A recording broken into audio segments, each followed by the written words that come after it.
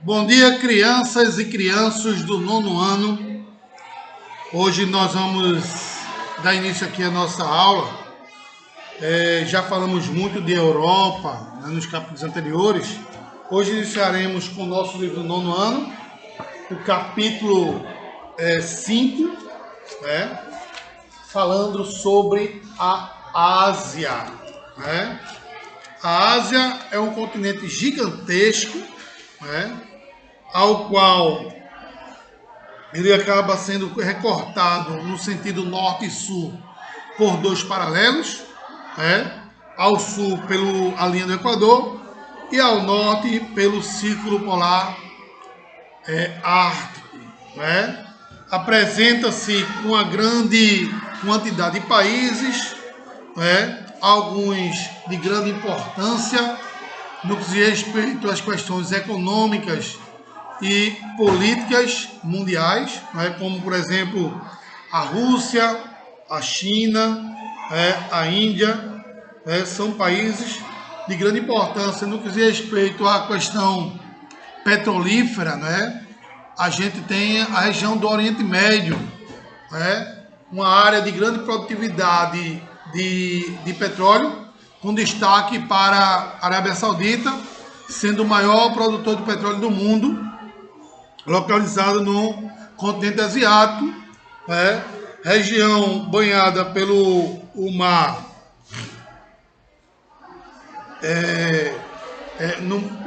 o Oceano Índico, né? Onde hoje é considerado o oceano mais navegado do mundo, justamente por conta dessa movimentação petrolífera nessa região. Além da Arábia Saudita, nós temos também outros países produtores de petróleo na região do Oriente Médio, ali na Ásia.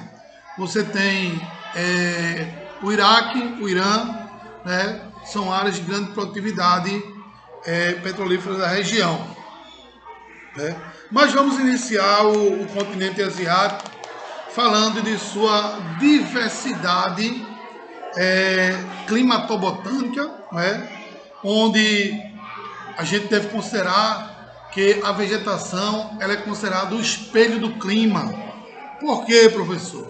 Porque para cada tipo de vegetação, para cada tipo de clima, na realidade, a gente vai ter uma vegetação específica. E como a Ásia é um supercontinente, né, ele também vai apresentar uma variedade muito grande climática e, consequentemente, vegetacional. Quais são os tipos de vegetações encontrados na região asiática? Aí nós vamos ter a tundra, a floresta conífera, também chamada de taiga ou floresta boreal, que, diga-se de passagem, é a maior floresta do mundo. Aí algumas pessoas dizem, não, mas eu sempre ouvi falar que a maior floresta do mundo era a floresta amazônica. É porque você sempre ouviu falar errado. As pessoas que disseram isso a você não lhe explicaram. Realmente, a floresta amazônica é a maior floresta do mundo, só que ela é uma floresta heterogênea e abrange apenas a América do Sul. A floresta boreal ou a taiga é a maior floresta do mundo homogênea e ela é superior até o tamanho da floresta amazônica. Ela abrange o norte do Canadá, o norte dos Estados Unidos, abrange também norte da Europa, norte da Ásia e o norte da Ásia, norte da Europa e norte da América do Norte. Então, essa região, essa vegetação, ela é homogênea. Por que homogênea, professor? Porque ela apresenta uma única espécie vegetacional. E que espécie é essa, né? É o pinheiro. Na realidade, por isso que é chamada de floresta conífera, porque em forma de cone, apresentando uma folhagem aciculifoliada. O que é uma folhagem aciculifoliada? É uma folhagem em forma de agulha. Mas daqui a pouco a gente vai entrar em detalhes sobre essa vegetação. Então, só continuando, a gente tem a tundra, a floresta conífera, a floresta temperada, a vegetação mediterrânea, as pradarias e estepes, desertos, porque eu acho muito errado o pessoal se referir à vegetação desértica. Porque a palavra deserto, né, ela está relacionada à ausência de vida humana e não à questão da vegetação. Eu acho muito errado quando o livro cita vegetação desértica. Oxê, mas lá na região do extremo Polo Norte ou no Polo Sul, a gente também tem as regiões desérticas, que são desertos frios. E aí é denominado região deserta por conta da ausência de vida humana. Então eu vou ter um cacto lá na região polar? Não. Porque a palavra vegetação desértica ela é aplicada errada no livro de geografia. A grande maioria do livro de geografia fala essa vegetação desértica. Mas é errado. A palavra deserto se refere à ausência de vida humana. Então esqueça o nome vegetação desértica e comece a tratar essa vegetação desértica como vegetação xerófila ou xerófita. Né? Aí eu tenho também as savanas, as florestas tropicais equatoriais, a vegetação de altitude e as regiões cultivadas, que aí já não é considerado uma formação vegetacional, porque aí já teve a ação antrópica, né, que alterou a paisagem natural, né, transformando-a em paisagem artificial através justamente do cultivo dessas regiões. Então, vamos falar inicialmente da tundra, associando ela ao clima, já que a vegetação é considerada o espelho do clima. A vegetação da tundra, onde é que ela aparece? A vegetação da tundra é uma vegetação que vai aparecer nas regiões de altas latitudes. E onde são as regiões de altas latitudes? As regiões de alta latitude são regiões próximas às regiões polares do globo terrestre. Aí você me diz, mas professor, eu nunca vi uma vegetação nas regiões polares, eu só vejo gelo. Mas existe uma vegetação que é denominada de tundra. Essa tundra, ela é composta por líquens e musgos, que são vegetações rasteiras de pequeno porte, que servem como alimentos para animais endêmicos da região, como o próprio alce. O alce se alimenta de vegetação de tundra. Quando eu falo vegetação endêmica ou animal endêmico, é que só existe naquela região. O alce, por exemplo, é um animal endêmico de região polar. Ah, mas eu vi um alce no Horto de Dois Irmãos, que agora inclusive é proibido. É proibido colocar animais exóticos, não é, em zoológicos. E o que são animais exóticos? São animais que não fazem parte da fauna local. Então você nunca mais vai ver um urso, por exemplo, pardo, no Horto de Dois Irmãos. Você não vai ver animais que não fazem parte da fauna brasileira em nenhum tipo de zoológico aqui no Brasil. Porque agora é uma lei federal onde você só pode ter nos zoológicos animais que fazem parte da fauna local, né? Por conta da morte do leão que nós tínhamos nos Dois Irmãos, foi aplicada essa lei que agora só pode ter animal da fauna local. Você nunca mais vai ver leão em zoológico nenhum no Brasil, nem urso polar em zoológico nenhum no Brasil. Aqui no outro já não tinha, aqui só tinha urso pardo, que o urso pardo é um animal endêmico das florestas da Europa e da América do Norte, né? Aqui no Brasil nós não vamos ter mais esse tipo de animal, né? Então a tundra, a vegetação que ela é composta por líquens e musgos, que é também uma vegetação endêmica das regiões polares ou das regiões de altas altitudes. Aí eu vou ter a chamada tundra alpina, né? Que é uma vegetação rasteira que nasce nas regiões congeladas sobre o topo das montanhas. É a chamada tundra alpina. É uma vegetação típica de regiões com temperaturas muito reduzidas. E aí abaixo da tundra, eu vou ter aí um clima subpolar, né? Onde eu vou ter uma vegetação adaptada a esse clima subpolar, que é a vegetação de taiga ou floresta boreal, que recebe essa denominação de taiga ou floresta boreal por conta justamente de receber os ventos frios que vêm das áreas polares do globo terrestre. E essa vegetação, ela é a maior floresta do mundo, como eu já falei para vocês, composta apenas por uma única formação vegetal, que são os pinheiros, de folhas aciculifoliadas em forma de agulha. Por que apresentam folhas em forma de agulha? Justamente porque essa área ela apresenta baixa temperatura durante o ano todo, e aí para evitar o contato com ar frio, essa vegetação acaba se adaptando ao clima regional, e aí consequentemente vai ter a folha em forma de agulha, que não entra em contato com o ar frio e diminui o processo de evapotranspiração da vegetação. E aí é considerado uma vegetação com folhagem aciculifoliadas ou em forma de agulha, a vegetação típica de floresta conífera que é formada por pinheiros. Abaixo dessa floresta conífera, eu vou ter, numa área de clima temperado, né, uma vegetação denominada também de floresta temperada. Na floresta temperada eu vou encontrar tanto vegetação de floresta conífera, quanto vegetação caducifólia, caduca ou decídua. O que danado é isso, professor? Vegetação caducifólia, caduca ou decídua é uma vegetação que perde a folhagem no período de outono e inverno. Como, por exemplo, algumas árvores que deixam essa folhagem cair, como o bordô. Né? O bordô é aquela folha que está na bandeira do Canadá, né? Que serve também para a produção de açúcar. Essa folhagem aí, ela cai durante o período de outono e inverno, para evitar o contato com o ar frio durante esse período. E aí ficam só as folhas retorcidas, ou os galhos retorcidos, né? Sem nenhuma folhagem. E uma pessoa desinformada pensa que a planta morreu. Não, não morreu. Ela é típica dessa região de clima temperado.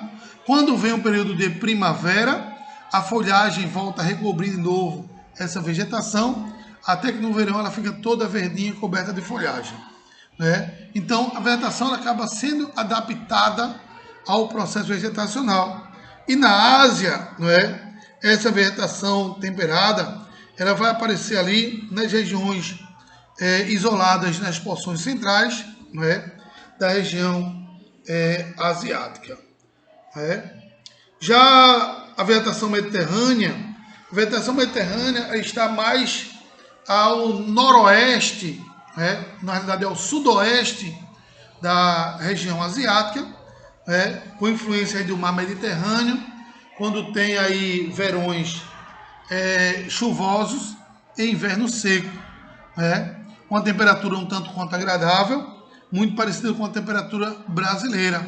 Essa vegetação mediterrânea é composta por herbáceas ou ervas e alguns arbustos, com destaque aí para a produção de oliveira, que é justamente a planta que produz a nossa azeitona, que a gente costuma se alimentar desse tipo de alimento, desse tipo de legume, que é a vegetação, não sei se é um legume ou se é uma verdura, não é a azeitona verde. Então, a típica de um clima mediterrâneo, também influenciado pelo mar Mediterrâneo. Além da vegetação mediterrânea, eu vou ter as pradarias ou estepes, que é uma vegetação composta basicamente por gramíneas, adaptadas a temperaturas também um tanto quanto reduzidas, e que aparece nas porções centrais isoladas do continente asiático. Essa vegetação de pradaria, ela é associada também ao clima temperado das regiões asiáticas, onde eu vou ter aí uma queda de neve durante um certo período de tempo, e ela é composta basicamente por gramíneas, e aqui no Brasil é chamada de campos ou pampas, lá na Argentina também. Ok? E aí eu tenho a vegetação desértica, que eu acho errado, como eu falei para vocês. Vegetação desértica é denominada também como vegetação xerófila ou xerófita, composta basicamente por cactáceas, cactos, mandacarus, xique-xique, coroa de frade, entre outros, que essa vegetação ocorre nas regiões desérticas do território asiático, né? Tanto nas regiões desérticas como nas regiões semiáridas, que compreende aí a área do Oriente Médio e nas porções centrais asiáticas, onde eu vou ter uma vegetação destituída de folhagem coberta por espinhos, né? É chamada, denominada como vegetação desértica. Já as savanas, né, é uma vegetação que apresenta troncos e galhos retorcidos, presença de espinhos, gramíneas, folhas jaquíteas e coberta com uma fina pelagem, né? Essa vegetação da savana, ela vai aparecer basicamente na região mais ao sul da Ásia, na região ali próxima à Oceania, né?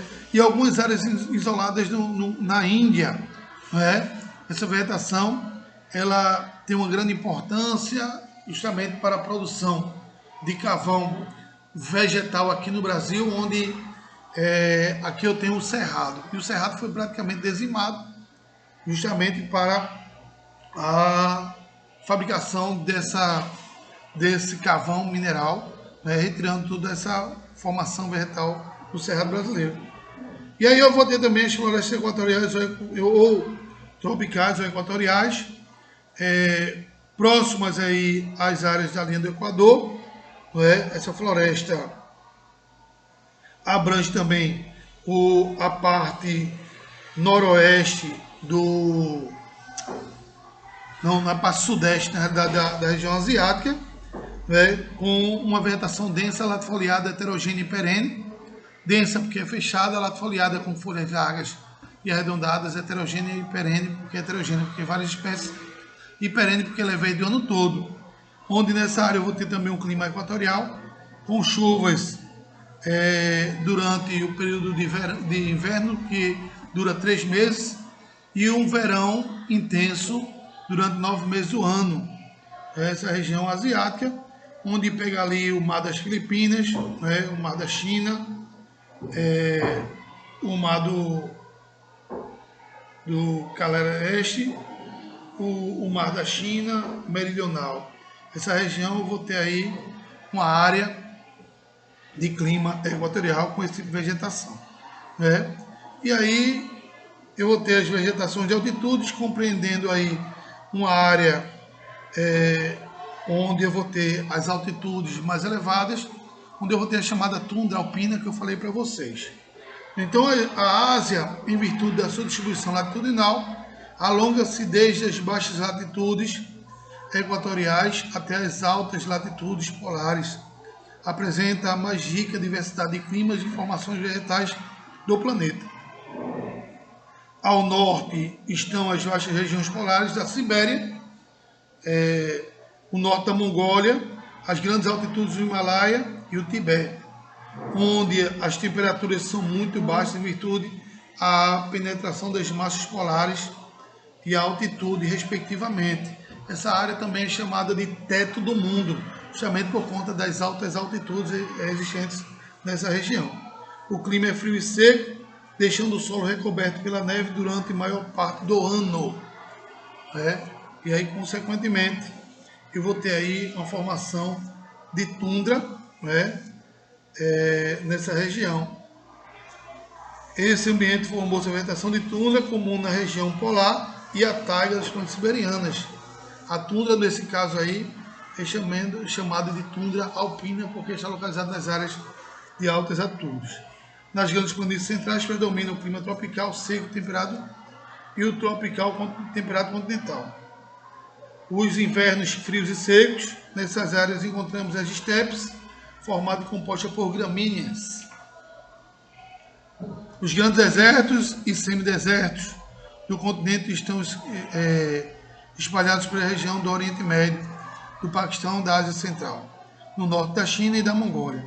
As áreas desérticas do Oriente Médio são resultados da ação das massas de ar secas provenientes do Saara, porque acaba tendo uma grande influência do deserto do Saara, que são empurrados essa massa de ar seca para a região onde eu vou ter o clima aí mediterrâneo. Já as grandes massas de deserto do Talcumacã e de Kobe são resultantes das barreiras orográficas formadas pelas cadeias montanhosas e pelo planalto que cercam a região, os quais impedem a penetração da massa de ar úmida e da ação dos ventos secos das massas de ar continental e polar. Apresentam verões e invernos muito rigorosos e ambientes praticamente sem vegetação. Durante o inverno é possível verificar a presença de geada no deserto de Gobi, a entrada de uma frente fria carregada de umidade oriunda da Sibéria promove o tal fenômeno. Nele também encontra-se uma grande quantidade de fósseis de dinossauro, sendo essa área uma grande espaço de pesquisas para os paleontólogos. Na porção mais ocidental da Ásia, próximo aos mares Cáspio e Mediterrâneo, encontramos o clima mediterrâneo. O inverno é chuvoso e o verão seco, e as variações de temperaturas ao longo do ano são pequenas. O clima mediterrâneo é comum no norte do Irã e no Turcomenistão, na Síria, em Israel e na Turquia. As regiões de influências por esse clima apresentam duas formações vegetais distintas. Na Mediterrânea, ao longo do mar Mediterrâneo, e as estepes no sul do mar Cáspio. O clima temperado é predominante no nordeste da China, como eu falei para vocês, na região central do Japão. As áreas que encontram as massas de ar polar tropical apresentam grandes variações entre as estações do ano. As chuvas ocorrem durante o ano inteiro, porém mais volumosas durante o verão.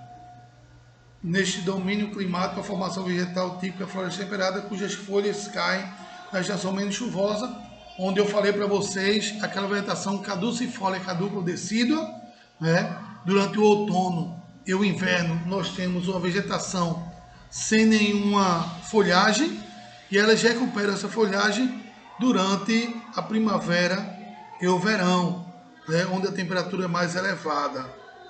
Né? Existe um tipo de clima que ele é específico da região asiática, que é o clima de monções.